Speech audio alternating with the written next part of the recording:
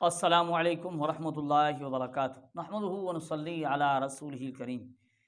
ناظرین اکرام، عاقل محمد عاقل جو غیر مقلد ہیں ان کی ویڈیوز عجیب عجیب طرح کی آتی رہتی ہیں اور اس پر ہم اپنی طرف سے گفتگو کر رہے ہیں جہاں ضرورت محسوس کرتے ہیں۔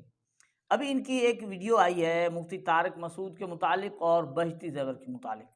بھائی بڑے تیر مارے ہیں اس نے، عاقل نے، کیونکہ وہ تو عاقل ہے نا، وہ عقل کی جو باتیں کرتے ہیں وہ ہم آپ کو سناتے رہتے ہیں۔ آپ ان کے چینل پر بھی دیکھتے ہوں گے کہ بڑے عقل والے ہیں۔ بہرحال انہوں نے ابھی مفتی طارق مسعود اور بہشتی زیور کا رد کیا ہے اپنی ویڈیو کے اندر، بڑی علمی باتیں کہی ہیں۔ آپ نے شاید وہ ویڈیو دیکھی ہو، لیکن مفتی طارق مسعود پر جو اعتراض کرتے ہیں اس میں ایک کوئی ویڈیو چلا کر ان کے کہنے کا جو مقصد ہوتا ہے، اس میں جو خاص اعتراض اس کا یہ ہے کہ مفتی طارق مسعود صاحب کہتے ہیں کہ سائل جب سوال کرے تو دلیل کا مطالبہ نہ کرے، یعنی ان کا مطلب یہ کہ حدیث کا مطالبہ نہ کرے۔ اب اس پر وہ بڑے جناب غصے ہو جاتے ہیں، بھائی کیوں نہ کرے، اس کا تو حق ہے۔ اللہ نے کہا اتبعوا ما انزل الیکم من ربکم ولا تتبعوا من دونہ اولیاء، وہ تو مطالبہ کرے گا۔ اچھا، اب یہ عاقل صاحب ہیں، یہ مفتی طارق مسعود پر اعتراض کر رہے ہوتے ہیں کہ بھئی آپ حدیث کا مطالبہ کرنے سے منع کیوں کرتے ہیں۔ اس بات کو سمجھنے سے پہلے یہ بات جاننا ضروری ہے کہ بھئی جو سوال پوچھ رہا ہے وہ خود یہ جانتا ہے کہ حدیث کیا ہے، اس کے اقسام کتنے ہیں، وہ جانتا ہے، اور پھر کیا وہ ان احادیث کو سمجھ سکتا ہے، اس سے مسائل اخذ کر سکتا ہے۔ پھر جو جواب دینے والا ہے اگر یہ سمجھ سکتا ہے کہ کیا اس نے مجھے جواب دیا ہے، وہ اس نے مسئلہ صحیح اخذ کیا ہے، ٹھیک بتایا ہے۔ اب اگر اس کو ان چیزوں کا پتہ ہے، پھر سوال کیوں پوچھ رہا ہے؟ یہی تو نا، اتنا کچھ جانتا ہے، اتنا وہ خود جانتا ہے، اس چیز کو محسوس کرتا ہے، بھائی وہ سوال اس لیے پوچھتا ہے کہ وہ نہیں جانتا، اسے یہ نہیں پتا کہ آدھی چیز کیا ہے۔ ابھی یہ آپ یہ لے لیں، ایک بات اس کو سمجھ لیں، یہ عاقل صاحب جو ہے نا وہ مسائل جو بتاتے ہیں، آپ کو پتہ ہے کیا مسائل بتاتے ہیں؟ وہ شرمگاہ والے مسائل بتاتے ہیں نا، چومنا، چاٹنا، منہ کے اندر انزال کرنا۔ ان سے بندے پوچھتے ہیں کہ بھائی کسی حدیث کے اندر ہے؟ عاقل صاحب آپ سے مطالبہ کیا جا رہا ہے، آپ حدیث کیوں نہیں سنا رہے ہوتے وہاں؟ آپ کیوں نہیں سنا رہے تھے؟ اور پھر عاقل صاحب آپ جو کہتے ہو نا، آپ سے کوئی بندہ پوچھے کوئی ہم کس حدیث کو مانیں، صحیح کو مانیں ضعیف کو مانیں، ایک بندہ یہ سوال کرتا ہے، یہ سمجھ لیں، ایک بندہ عاقل سے پوچھ رہا ہے کہ بھئی ہم کس حدیث پر عمل کریں، صحیح حدیث پر یا ضعیف حدیث پر؟ تو عاقل صاحب کہیں گے نا کہ صحیح حدیث پر عمل کر لو، بھائی صحیح حدیث پر عمل کرو، عمل تو صحیح حدیث پر کرنا ہے۔ اب آپ اس کے یعنی اب اس کا مطالبہ ہے کہ آپ حدیث سنائیں، یہ جو آپ نے جواب دیا یہ حدیث سے جواب دیں، اللہ کے رسول نے فرمایا ہو، بتائیں بھائی۔ اب دیکھیں نا، جب اسے پتہ ہی نہیں ہے نا کہ مسئلہ کا پتہ ہی نہیں ہے، تو ظاہر جب وہ جانتا ہی نہیں ہے کہ حدیث ہے کیا چیز، صحیح کیا ہوتی ہے، ضعیف کیا ہوتی ہے، حدیث کے اقسام کس طرح ہوتے ہیں، کیوں ہوتے ہیں، اب وہ اگر پوچھے یا نہ پوچھے کیا فرق پڑتا ہے، اسے تو ویسے بھی اعتماد کرنا ہے، ماننا ہے نا۔ تو یہ عاقل صاحب کی یہ بھی بے عقل بات جو مفتی طارق مسعود صاحب پر اعتراض کر رہے تھے۔ بہرحال آگے جو اس نے بہشتی زیور پر اعتراض کیا، بڑا عجیب اعتراض کیا، بڑا عجیب اعتراض کیا، اس میں اپنا عقیدہ بیان کرتے ہیں، آپ سن لیجئے۔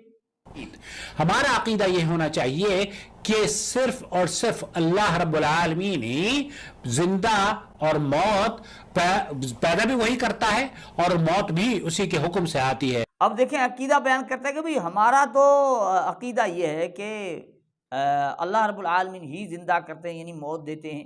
اب اس میں اس نے کون سا تیر مارا ہے؟ یہی تو بہشتی زیور میں بھی عقیدہ لکھا ہوا، آپ دیکھ لیں کہ عقائد میں جو جہاں لکھے ہیں نا عقیدوں کا بیان، وہاں یہ بات لکھی ہوئی ہے کہ وہی جلاتا ہے، وہی مارتا ہے، یہ تو وہاں عقیدہ۔ پھر یہ آیات پڑھ رہے ہوتے ہیں، بھئی آیات پڑھنے کی کیا ضرورت ہے، مسلمانوں کو پتہ ہے کہ مارنے اور زندہ کرنے والا کون ہے، اللہ ہی ہے، یہ بات لکھی ہوئی۔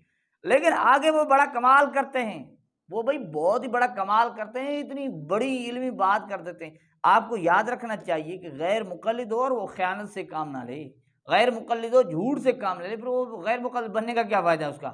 تو اس کے غیر مقلد بننے کا کیا فائدہ؟ اب یہ آپ سن لیجئے، وہ جو سناتے ہیں واقعہ جس پر اعتراض کر رہے ہیں نا، وہ حکایت سنا رہے ہیں بہشتی زیور کی، ذرا سن لیجیے عاقل کی زبانی۔ شیخ صالح المنجد کی، اس میں یہ کہتے ہیں کہ انہو، اگر کوئی یہ کہتا ہے کہ اس کے علاوہ بھی کوئی زندہ اور مردہ کرنے کا اس کو اللہ تعالیٰ نے طاقت دی ہے اور وہ اس بات پر قادر ہے، تو یہ جان لیجئے فقط کفر، تو پھر اس نے گویا کہ کفر کا ارتکاب کیا۔ یہ ہے وہ کتاب جس کا دفاع مولانا مفتی طارق مسعود صاحب اپنی اسپیچز میں کر رہے ہیں، جس کے 4 ملین ویورز ہیں۔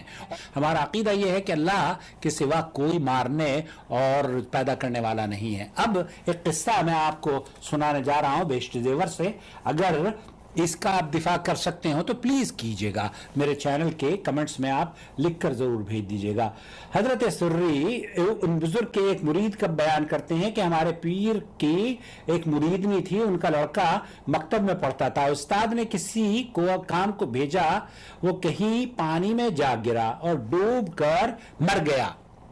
یہ مولانا شرف علی صاحب تھانوی لکھتے ہیں کہ وہ کیا ہوا، ڈوب کر تیر نہیں رہا تھا، کہتے ہیں مر گیا، اس کو موت آ گئی۔ اب موت کے بعد زندہ کون کرتا ہے؟ یہ میرا عقیدہ ہے، آپ کا بھی یہ عقیدہ ہونا چاہیے کہ اللہ تعالیٰ کے علاوہ کوئی زندہ نہیں کرتا۔ اگر آپ یہ کہتے ہیں کہ اللہ کے علاوہ کوئی اور زندہ کرتا ہے تو اپنا عقیدہ درست فرما لیجئے۔ بہرحال مفتی طارق مسعود صاحب، اب آپ سنیے، اشرف علی صاحب تھانوی یہ فرماتے ہیں کہ استاد کو خبر ہوئی، اس نے حضرت سری کے پاس جا کر خبر کی، آپ اٹھ کر اس مریدنی کے گھر گئے اور صبر کی نصیحت کی۔ وہ مریدنی کہنے لگی، حضرت آپ یہ صبر کا مضمون کیوں فرما رہے ہیں؟ انہوں نے کہا تیرا بیٹا ڈوب کر مر گیا۔ تعجب سے کہنے لگی میرا بیٹا؟ انہوں نے فرمایا کہ ہاں تیرا بیٹا۔ کہنے لگی میرا بیٹا کبھی نہیں ڈوبا، اور یہ کہہ کر اٹھ کر اس جگہ جا پہنچی اور جا کر بیٹے کا نام لے کر پکارا، اے زار۔ اس نے جواب دیا، کیوں اماں، اور پانی سے زندہ نکل آیا۔ مفتی صاحب وہ تو مر چکا تھا، وہ کیسے زندہ پیدا کر دیا اس نے؟ حضرت سری نے حضرت جنید، اس سے آگے سن لیجئے، حضرت جنید سے پوچھا کہ کیا بات ہے؟ انہوں نے فرمایا اس عورت کا ایک خاص مقام اور درجہ ہے، اور اس پر جو مصیبت آنے والی ہوتی ہے اس کو خبر کر دی جاتی ہے، اور اس کی خبر نہیں ہوئی، اس لیے اس نے کہا کہ کبھی ایسا نہیں ہوا۔ ہر ولی کو جدا درجہ ملتا ہے، کوئی یہ نہ سمجھے کہ یہ درجہ ایسے ولی سے بڑا ہے جس کو پہلے سے معلوم نہ ہو کہ مجھ پر کیا گزرنے والا ہے۔ اللہ تعالیٰ کو اختیار ہے جس کے ساتھ جو برتاؤ چاہے رکھے، مگر اب یہ ساری جب مر گیا تھا تو سوال یہ پیدا ہوتا ہے کہ مفتی طارق مسعود صاحب کے ویور سے میں پوچھ رہا ہوں، مفتی طارق اتنی بڑی جزارت نہیں میں کر سکتا کہ ان سے پوچھوں، بلکہ مفتی طارق مسعود صاحب کے ویور سے میں پوچھنا چاہتا ہوں جو 4 ملین ان کے شاگرد ہیں، کہ بھئی یہ بتائیے کہ وہ جب مر گیا تھا تو پھر زندہ کیسے ہو گیا؟ اب ناظرین کہ ہم سناتے آگے رک گئے، جب بات آ رہی تھی نا، وضاحت آ رہی تھی اس میں، جو مریدنی کا حضرت سری سختی کی ایک مریدنی کا ذکر لکھا ہوا ہے نا، کہ وہ جو ہے نا اس کا بیٹا اپنے استاد کے پاس پڑھتا تھا، استاد صاحب نے کہیں کام کے لیے بھیجا تو وہ کہیں ڈوب کر مر گیا۔ جب اس کی والدہ کو خبر کی گئی تو وہ کہنے لگی کہ بھئی وہ میرا بیٹا تو نہیں مرا۔ بہرحال انہوں نے جا کر بیٹے کو پکارا تو وہ جو ہے نا زندہ اٹھ کر آ گیا۔ اب اس پر کیا کہتے ہیں کہ بھئی ہمارا تو عقیدہ ہے کہ وہی زندہ کرتا ہے، وہی مارتا ہے۔ اب اگر وہ اس طرح کا عقیدہ ہو پھر یہ تو کفر ہے کہ بھئی اللہ کے سوا بھی کوئی مار سکتا ہے۔ مجھے بتائیں اس واقعے کے اندر کہاں لکھا ہوا ہے کہ اللہ کے سوا کوئی مار سکتا ہے یا زندہ کر سکتا ہے؟ کوئی ہے یا لکھا ہوا؟ اچھا یہاں تو صرف یہ ہے کہ اس نے پکارا، ٹھیک ہے۔ اب یہی بات آگے جو وضاحت میں جو حکیم الامت صاحب نے جو لکھی، وہاں یہ رک جاتے ہیں عاقل صاحب، وہاں رک جاتے ہیں، کہیں اور بات کا کر کے کہیں اور بات کو نکال لیتے ہیں۔ وہاں کیا لکھا ہوا آپ دیکھ لیں اس میں، کہ ہر ولی کو جدا درجہ ملتا ہے، کوئی یہ نہ سمجھے کہ یہ درجہ ایسے ولی سے بڑا ہے جس کو پہلے سے ہی معلوم نہ ہو۔ آگے لکھا کہ اللہ تعالیٰ وہ اختیار ہے۔ بات جہاں آ رہی تھی نا، وہاں جب یہ الفاظ آئے تو عاقل صاحب واپس آ گئے، آگے نہیں پڑھنا۔ اللہ تعالیٰ کو اختیار ہے جس کے ساتھ جو برتا چاہیں رکھیں، پھر بھی آگے لکھا بڑی کرامت ہے۔ اب دیکھیں بڑی کرامت، اس کو کرامت لکھا ہے۔